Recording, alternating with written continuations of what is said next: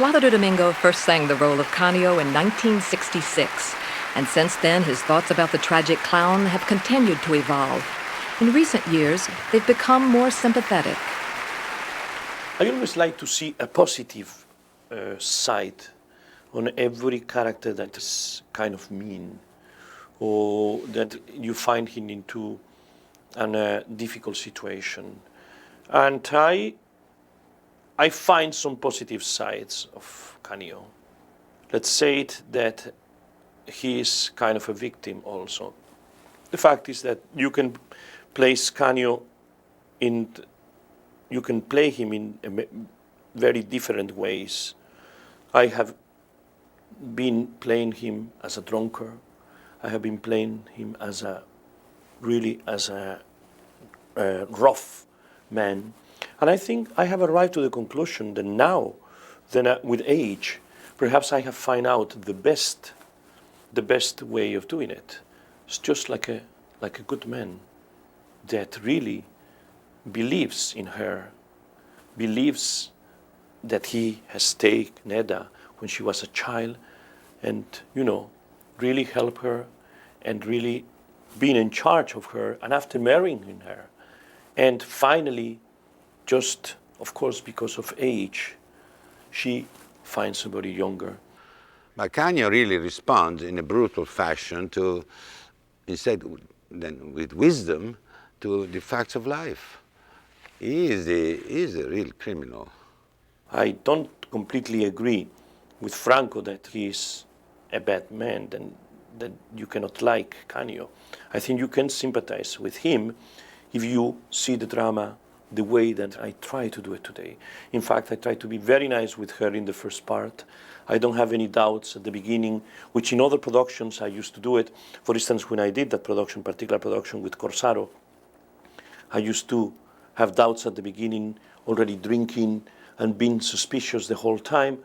And here is not. Here is just the shock, the big shock at the moment that you hear it. And I think that it helps me to find the positive sides of Canio. Well, it's not Othello. It's not, though that stream of jealousy it runs in a lot of people's blood, especially at a certain age, when you feel that the woman that you deserve to have does not quite agree with your plans for life, and she has other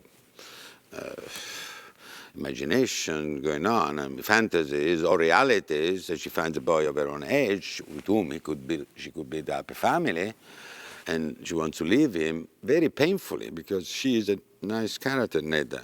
She's grateful to Canio, but she cannot help. She falls in love with someone of her own age, who opens up for her a world of hopes. And when Canio finds out, he's so devastated by this revelation. He feels that he's old, and she goes with a younger one, and all of that, and loses completely. Say, while you were here with me, pretending to love me, you were hiding this secret, and then you have to die, and kills her. I don't like Canio at all. He's saved only by the magnificent Vesti la Giubba. I think when it arrives the moment of Vesti la Giubba, in any production, I mean, it must be, together with a couple of arias more, one of the greatest moments that exist in the opera world.